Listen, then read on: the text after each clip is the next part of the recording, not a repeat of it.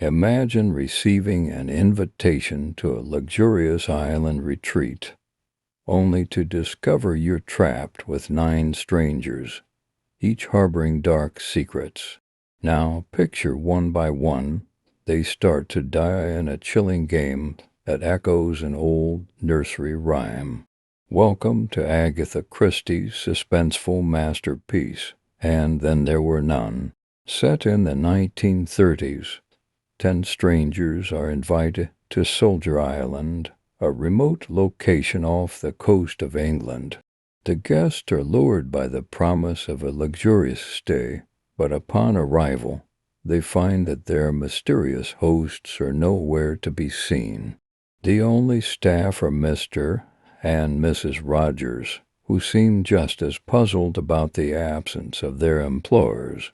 During their first dinner, a gramophone recording plays, accusing each guest of a past crime.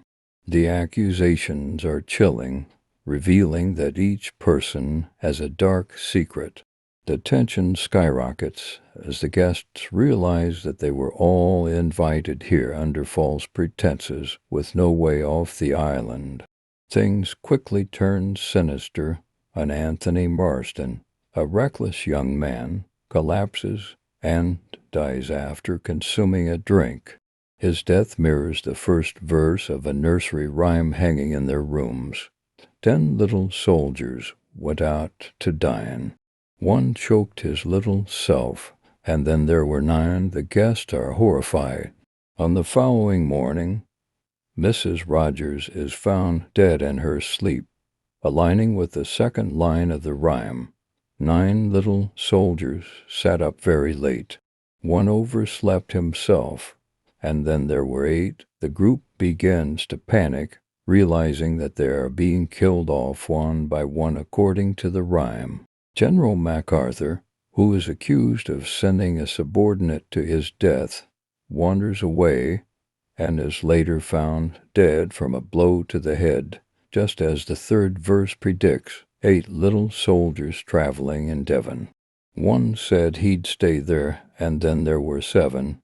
Paranoia spreads as each death follows the rhyme's pattern. With every new death, distrust among the remaining guests grows. Mr. Rogers is killed with an axe, mirroring the 4th verse. 7 little soldiers chopping up sticks. One chopped himself in halves, and then there were 6. Emily Brent dies next, poison, aligning with the rhyme's 5th line. 6 little soldiers playing with a hive. A bumblebee stung one, and then there were 5. The group is now down to 5. The remaining guests, now including only Dr. Armstrong, Philip Lombard, Vera Claythorne, and William Bloor, are frantically trying to figure out who among them is the killer. The tension is unbearable as each person is on edge.